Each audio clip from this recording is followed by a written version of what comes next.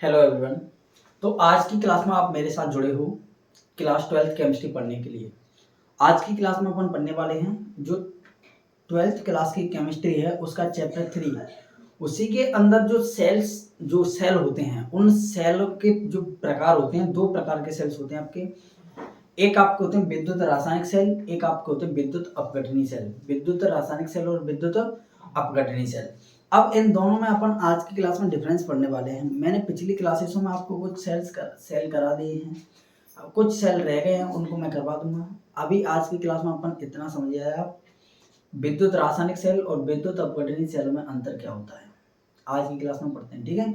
यदि आप इस वीडियो को लास्ट तक देखते हो तो आपको यह अंतर समझ में आ जाएगा। अभी अपन क्लास लंबी करेंगे, थोड़ी आधे घंटे की समथिंग, आधे घंटे 45 मिनट की, ताकि आप ज़्यादा से ज़्यादा मैक्सिमम क्वेश्चन कवर कर पाओ, ताकि आप तभी आप सिलेबस को क्या कर पाओगे, खत्म कर पाओगे मेरे साथ, ठीक है। चलिए, तो ऐसे सेल अपन सबसे बात करते हैं। सबसे पहले बात करते हैं विद्युत रासायनिक सेल की। किसकी बात करते हैं? विद्युत रासायनिक सेल की। तो ऐसे सेल जो रासायनिक ऊर्जा को विद्युत ऊर्जा में बदल देते हैं, क्या लिखोगे?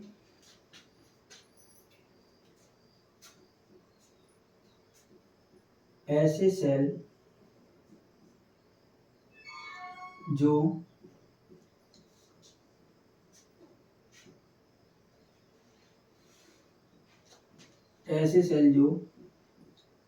रासायनिक ऊर्जा को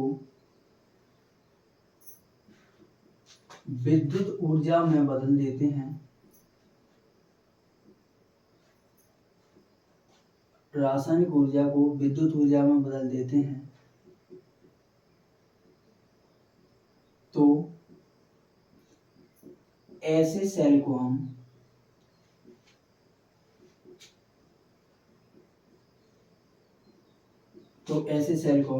विद्युत रासायनिक सेल कहते हैं।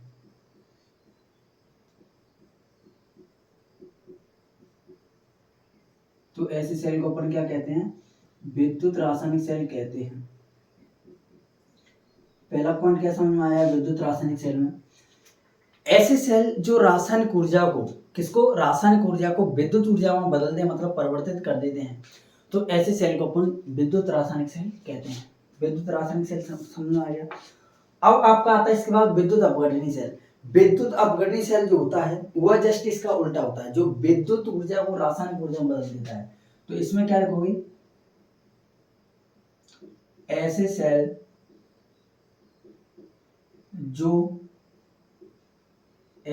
जो विद्युत ऊर्जा को रासायनिक ऊर्जा में बदल देते हैं,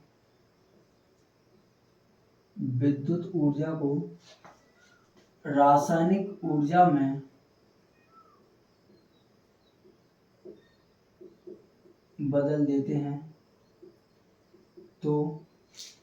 तो ऐसे सेल को हम, तो क्या लिखोगे? तो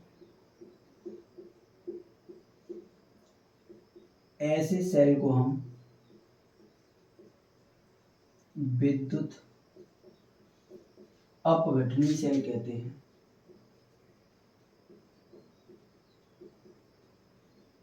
विद्युत अपघटनी सेल कहते हैं।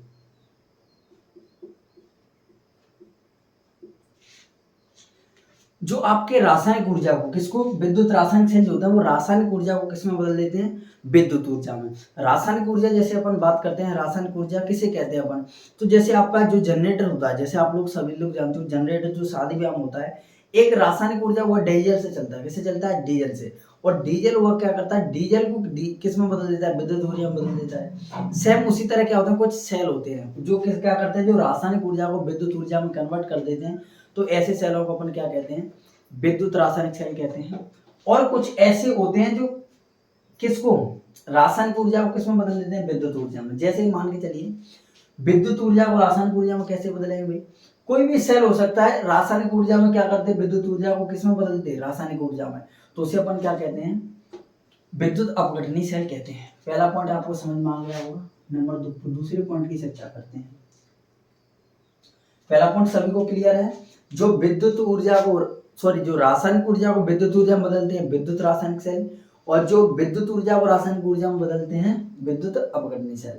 रासायनिक को विद्युत में, रासायनिक ऊर्जा को विद्युत ऊर्जा में विद्युत रासायनिक सेल, और विद्युत ऊर्जा को रासायनिक ऊर्जा में विद्युत अपघटनीय सेल। कोई दिक्कत यहाँ तक, कोई परेशानी?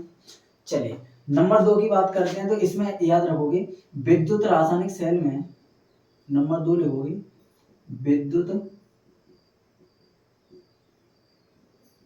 विद्युत रासायनिक सेल में, विद्युत रासायनिक सेल में जो आपका लवण सेतु होता है, क्या होता है? लवण सेतु, उसकी आवश्यकता होती है, लवण सेतु की आवश्यकता होती है।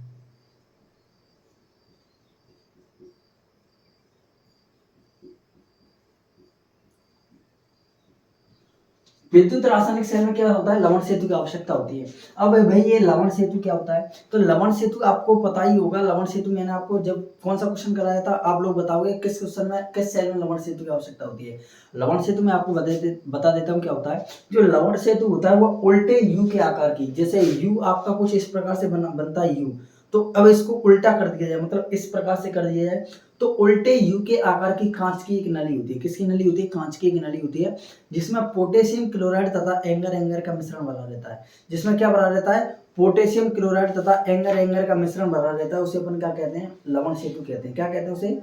लवण सेतु कहते हैं। लवण सेतु का कार्य क्या होता है? तो लवण सेतु का कार्य यही होता है, लवण सेतु जो होता है वह क्या करता है? लवण सेतु किसी भी सेल जो क्या होते हैं आपके विद्युत रासायनिक सेल, उन विद्युत रासायनिक सेल में क्या करता है? वह दोनों जो पात्र दो उपयोग किए जाते हैं, उन दोनों पात्रों के मध्य आवेश का संतुलन बनाए रखता है। तो इसलिए इसमें लवण सेतु की आवश्यकता होती है।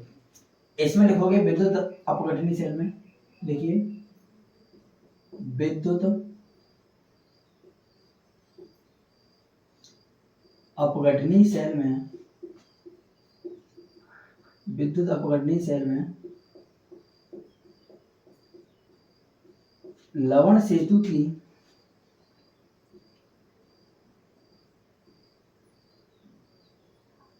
आवश्यकता नहीं होती है।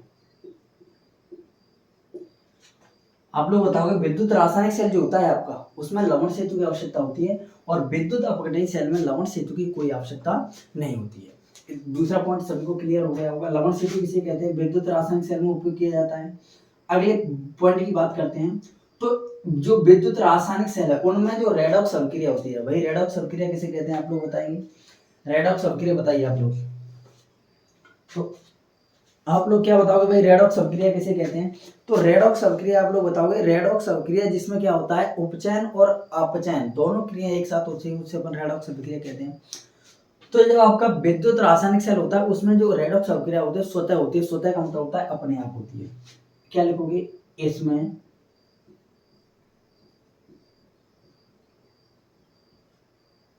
रेडॉक्स अभिक्रिया,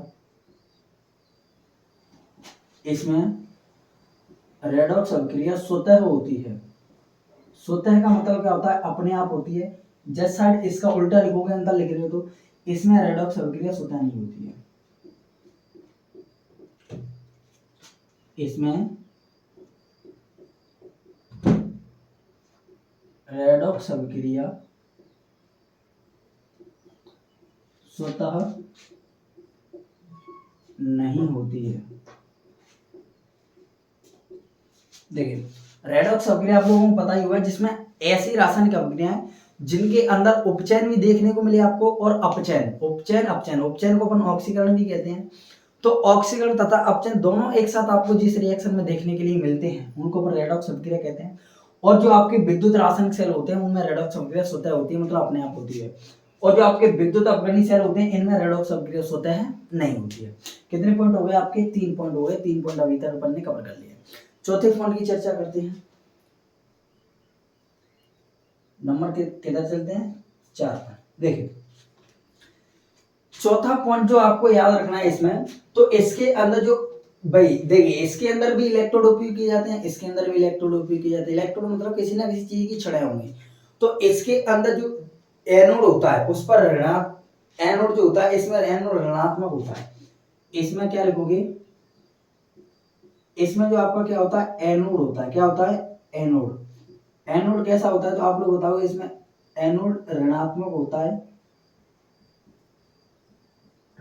होता है तथा आपका जो कैथोड होगा, एनोड तो ऋणात्मक होता है तथा इसमें जो कैथोड होता है वो कैसा होता है, धनात्मक होता है तथा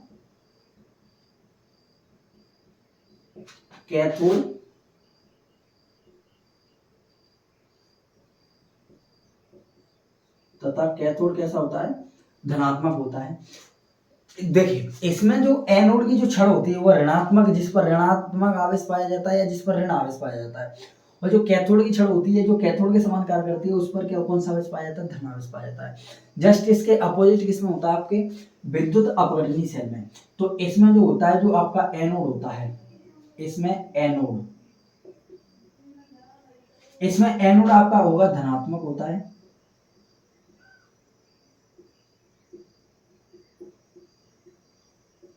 इसमें एनोड कैसा होता है सॉरी, देखिए इसमें एनोड धनात्मक होता है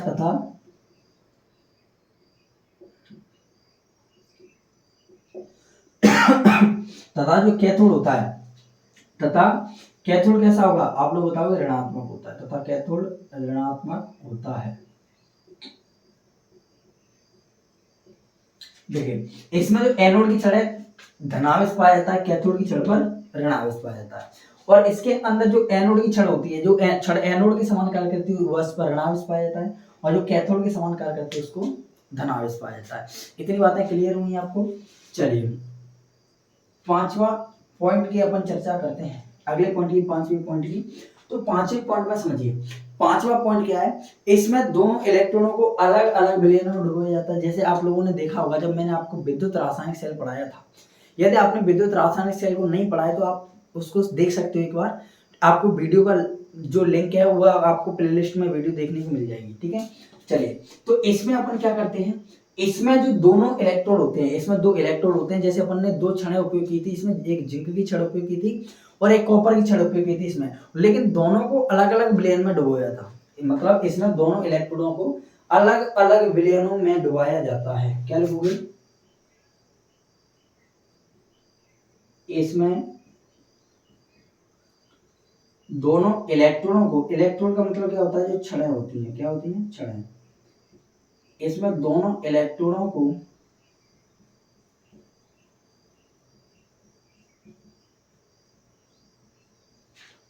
अलग अलग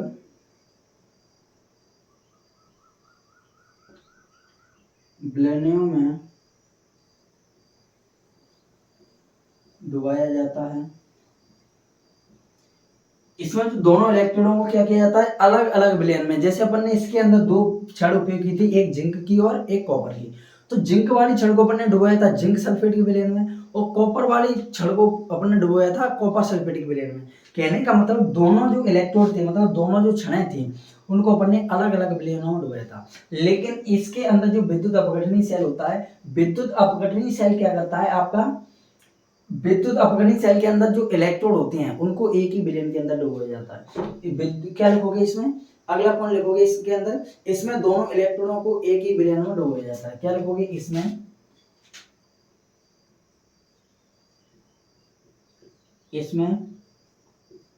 दोनों इलेक्ट्रॉनों को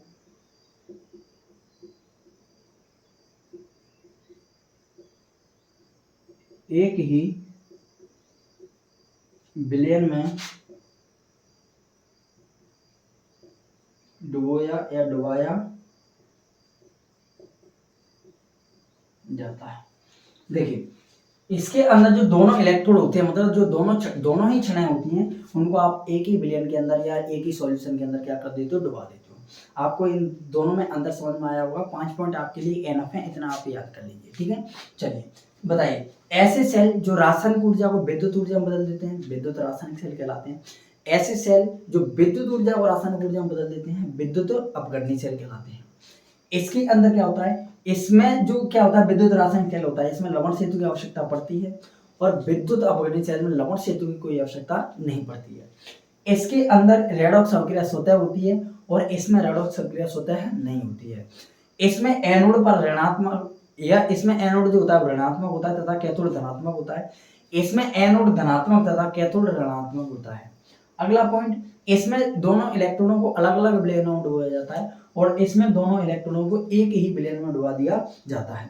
आपको यह पांचों पॉइंट समझ में आए होंगे, आशा है आप लोगों को। ठीक है, चलिए आप इसका एक स्क्रीनशॉट लीजिए, उसके बाद अपन एक और अंतर पढ़ते हैं। ठीक है, स्क्रीनशॉट लीजिए।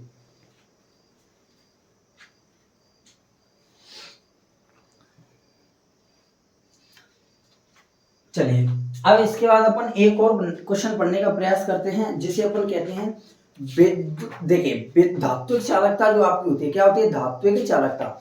धात्विक चालकता और विद्युत अपघटनीय चालकता दोनों में अपन क्या पढ़ते हैं? अंतर पढ़ते हैं। धात्विक चालकता और विद्युत अपघटनीय चालकता में अंतर। चलिए इसको साफ करते हैं, उसके बाद आगे बढ़ेंगे। किस किस में अंतर पढ़ना अपन को?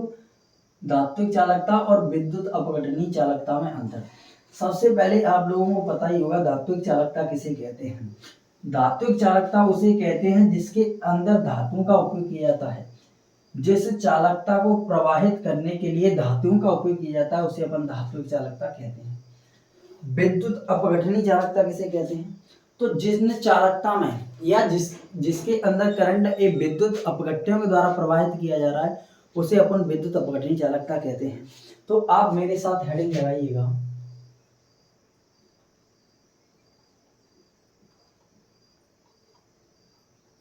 धात्विक चालकता तथा विद्युत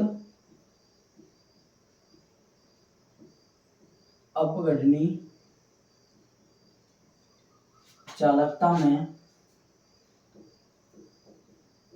अंतर। क्या पढ़ने वाले हैं अपन? धात्विक चालकता और आपकी जो विद्युत अपघटनीय चालकता है, इन दोनों में डिफरेंस अपन को पढ़ना है। धात्विक चालकता मैंने बता दिया। धात्विक चालकता किसे कहेंगे? जिनमें जो इलेक्ट्रिसिटी है, मतलब जो करंट है, विद्युत है, वह धातुओं के तारों द्वारा प्रवाहित की जाएगी। किसके द्वारा प्रवाहित की जाएगी? धातुओं के तारों द्वारा प्रवाहित की जाएगी, उसे अपन धात्विक चालकता बोलेंगे। और विद्युत अपघटनीय चालकता कैसे कहेंगे? जिनमें जो कंडक्टिविटी है, मतलब जो चालकता है, वह विद्युत अपघट्यों के द्वारा प्रवाहित की जाती है, उसे अपन क्या कहते हैं? विद्युत अपघटनीय चालकता कहते हैं। तो बीच में क्या खींचोगे? एक लाइन खींचोगे और लाइन खींचकर एक साइड आप लिखोगे धात्विक चालकता, धात्विक चालकता, और एक साइड आप लिखोगे विद्युत अपघटनीय, विद्युत अपघटनीय चालकता। चलिए धीरे धीरे समझने का प्रयास करते हैं। तो सबसे पहले इसमें याद रखना है, पहले पॉइंट है, देखो सबसे पहले एक चीज आप लोग समझिए, मैंने आपको शायद पिछली क्लासेस में भी बताया होगा, यदि आपको जो करंट है, करंट मतलब जो विद्युत है, करंट का मतलब क्या है? जो विद्युत है। यदि आपको विद्युत धारा को एक स्थान से दूसरे स्थान पर पहुंचाना है, एक स्थान से कहां पहुंचाना है? दूसरे स्थान पर पहुंचाना है, तो आपको दो चीजों की आवश्यकता पड़ती है। कितनी चीजों की आवश्यकता पड़ती है? दो चीजों की। या तो आपके पास इलेक्ट्रॉन होने चाहिए, क्या होने चाहिए? इलेक्ट्रॉन होने चाहिए, या फिर आपके पास आयन होने चाहिए। क्या होने चाहिए? या तो इलेक्ट्रॉन या फिर आपके पास होने चाहिए आयन। आयन बोले तो दो प्रकार के, धनायन और ऋणायन। देखिए विद्युत चालकता या जो विद्युत होती है उसको एक स्थान से दूसरे स्थान पर ले जाने के लिए आपको दो चीजों की आवश्यकता है। पहले नंबर पर आप बताओगे इलेक्ट्रॉन, दूसरे नंबर पर आप बताओगे आयन। जो इलेक्ट्रॉन होते हैं वह धातुओं के अंदर पाए जाते हैं। किसके अंदर पाए जाते हैं? धातुओं के अंदर पाए जाते हैं। तो जो धातुएं होती हैं, जो धातुओं के द्वारा जो विद्युत धारा वह प्रवाहित होती है, जो विद्युत धारा की कंडक्टिविटी होती है, उसी को अपन कहते हैं धात्विक चालकता। और जो आयन होते हैं, क्या होते हैं? आयन। आयन पाए जाते हैं आपके विद्युत अपघट्यों में। किसमें पाए जाते हैं? विद्युत अपघट्य में। आयन आपके पाए जाते हैं विद्युत अपघट्यों में, और इन विद्युत अपघट्यों के द्वारा जो विद्युत धारा प्रवाहित होती है उसी को अपन विद्युत अपघटनीय चालकता कहते हैं। क्या कहते हैं? विद्युत अपघटनीय चालकता कहते हैं। तो इसमें आपको साफ साफ पहला अंतर नजर आ रहा होगा कि इसमें जो विद्युत होती है वह इलेक्ट्रॉनों की गति के कारण प्रवाहित होती है, और इसमें जो विद्युत होती है वह आयनों की गति के कारण प्रवाहित होती है। मतलब जब तक आयन गति नहीं करेंगे तो विद्युत धारा प्रवाहित, विद्युत अपघटनीय चालकता नहीं होगी। इसी तरह जब इलेक्ट्रॉन गति नहीं करेंगे तो आपकी धात्विक चालकता भी गति नहीं करेगी। इतनी बात समझ में आई आपको? चलिए, तो इतनी बातें यदि आपको समझ में आ गई है तो ये इस क्वेश्चन को आपको समझने में कोई दिक्कत परेशानी होने वाली नहीं है। पहला पॉइंट अपन लिखते हैं। पहला पॉइंट मैंने आपको समझा दिया है। आप लोगों को एक बात हमेशा याद रखनी है, विद्युत धारा को गति करने के लिए या विद्युत धारा प्रवाहित करने के लिए किसी चीज में दो चीजों की होना आवश्यक होता है। या तो आपके पास इलेक्ट्रॉन होने चाहिए या फिर आपके पास आयन होने चाहिए। तो पहले पॉइंट की बात करते हैं। तो इनमें जो क्या होती है, इनमें विद्युत धारा का चालन इलेक्ट्रॉनों की गति के कारण होता है। क्या लिखोगे? इनमें विद्युत धारा का चालन, इनमें विद्युत धारा का चालन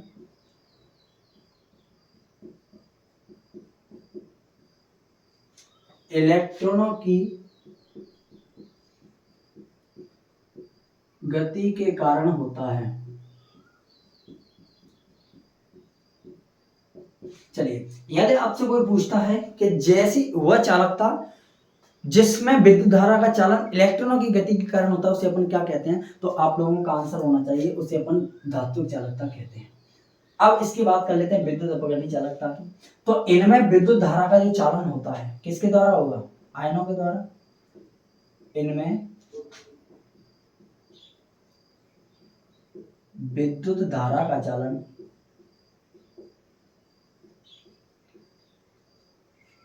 आयनों की गति के कारण होता है। आयनों की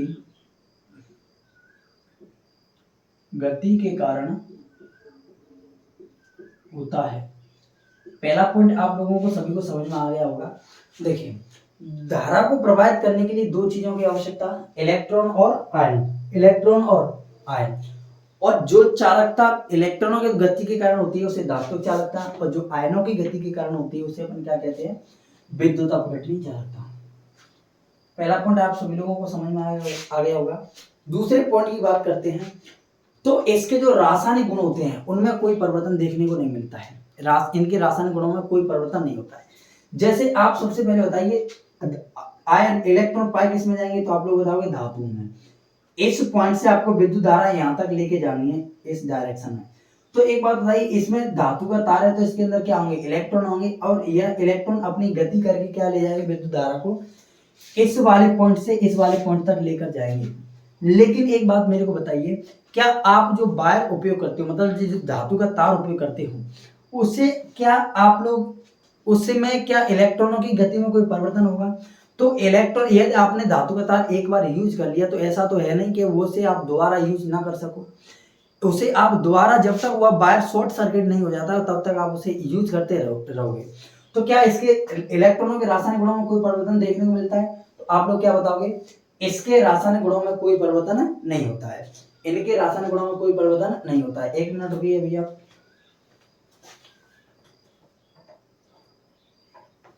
देखिए, क्या लिखोगे? नंबर 2, इनके रासायनिक गुणों में, इनके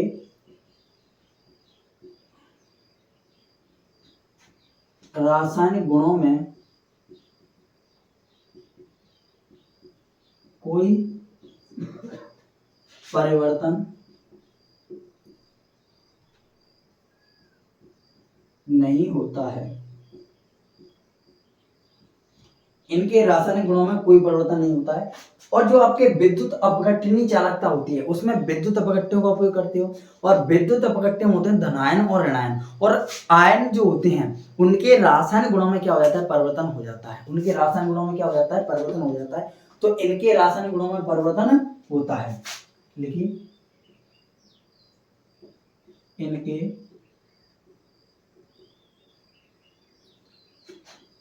रासायनिक गुणों में, इनके रासायनिक गुणों में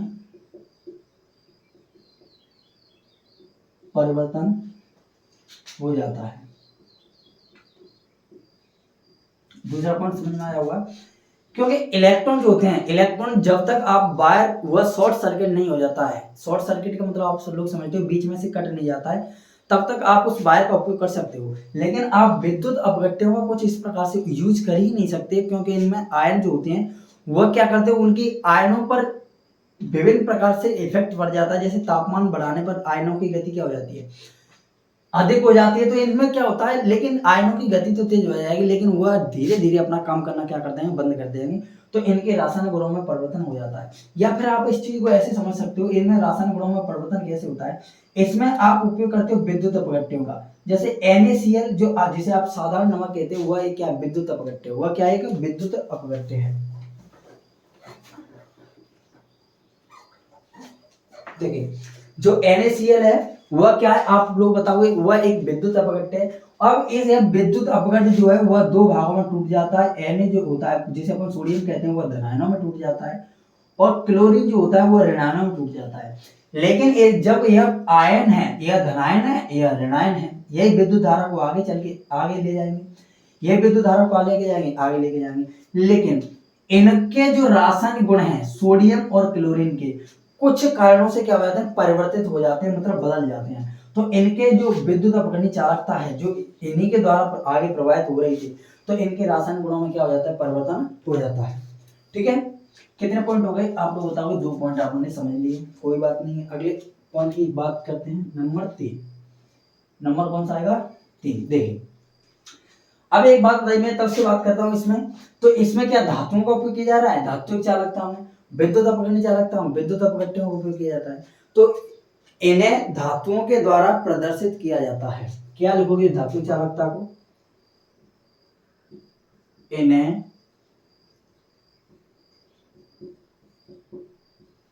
धातुओं के द्वारा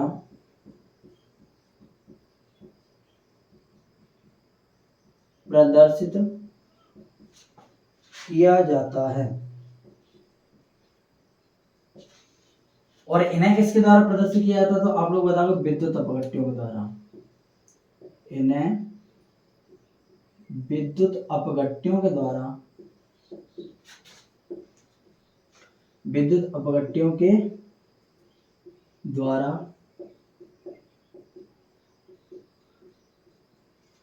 प्रदर्शित किया जाता है।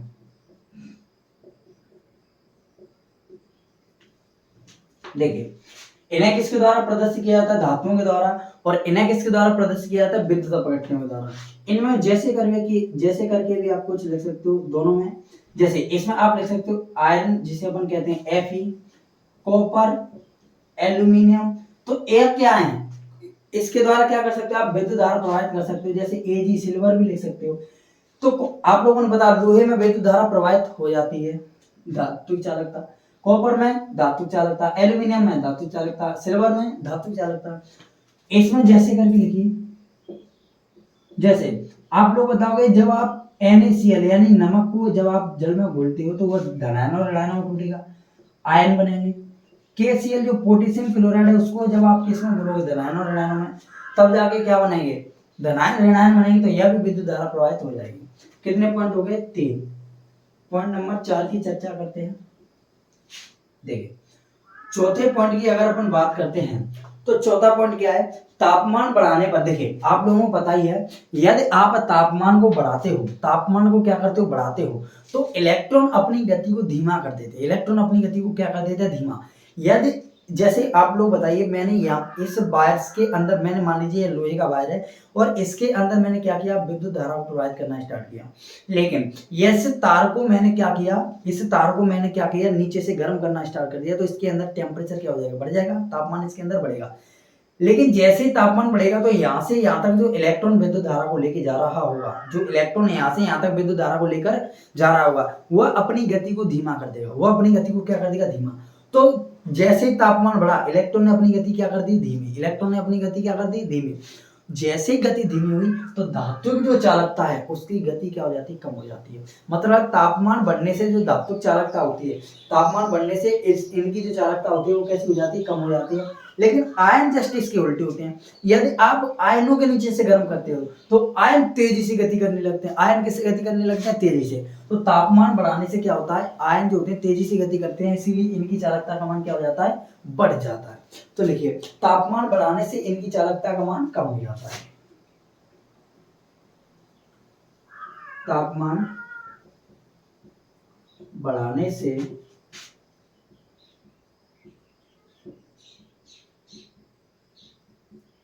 इनकी चालकता का मान क्या हो जाता है, आप लोग बताओगे, कम हो जाता है।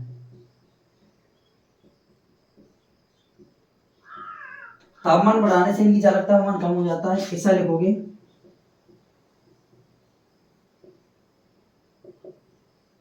तापमान बढ़ाने से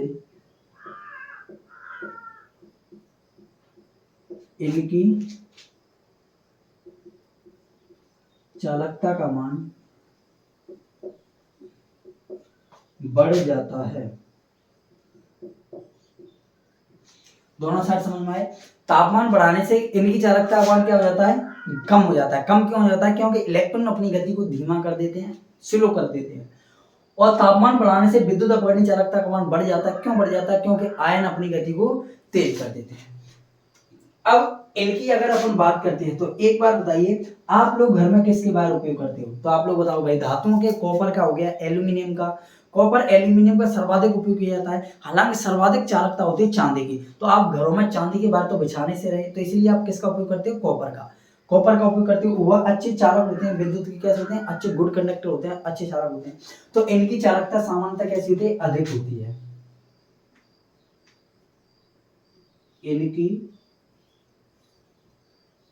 चालकता सामान्यतः कैसी होती है, तो आप लोग बताओगे इनकी चालकता सामान्यतः अधिक होती है। और इनकी लिखोगे, इनकी जो चालकता है सामान्यतः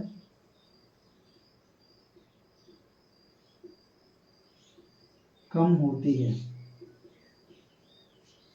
देखिए इनकी चालकता सामान्यतः कैसी होगी, कम होगी। किसकी, विद्युत अपघटन। क्यों चालकता होगी, जैसे देखिए आप लोग एक बात बताइए, यदि इनकी भी चालकता अच्छी होती तो क्या आप घर में बढ़िया एक पतला सा पाइप लेते, उसके अंदर जल भरते, मतलब नमक घोल देते उस जल के अंदर, उसके अंदर आयन आ जाते और उस मतलब पतले पाइप के द्वारा ही आप क्या कर सकते थे, विद्युत धारा प्रवाहित कर सकते थे। लेकिन आप ऐसा तो करते नहीं हो। आप क्या करते हो, धातुओं का जो धातु चालकता है उसकी चालकता की सामर्थ्य अधिक होती है, मतलब अच्छे कंडक्टर होते हैं, इसीलिए आप इनका उपयोग करते हो। कारण इसके बहुत भी हैं। इनके रासायनिक गुणों में कोई परिवर्तन नहीं होता, इसलिए अपन धातुओं का उपयोग करते हैं। और इनके तापमान बढ़ाने से चालकता क्या हो जाती है, कम हो जाती है। मतलब यदि आप टेम्परेचर बढ़ाते हैं तो चालकता क्या हो जाएगी, इसकी कम हो जाती है। दोनों आपको समझ में आ गए होंगे। ठीक है, तो आज की इस क्लास में अपन ने 2 क्वेश्चंस पढ़े, विद्युत रासायनिक सेल, विद्युत अपघटनीय सेल में अंतर, और धातुक चालकता और विद्युत अपघटनीय चालकता में अंतर। आपको दोनों क्वेश्चन समझ में आ गए होंगे तो वीडियो लाइक जरूर करते हैं, ताकि मैं समझ जाऊं कि आपको चीजें समझ में आ चुकी हैं। चलिए तो आज की क्लास को यहीं पर एंड करते हैं, मिलते हैं नेक्स्ट क्लास में। तब तक के लिए take care, bye, God bless you, see you tomorrow.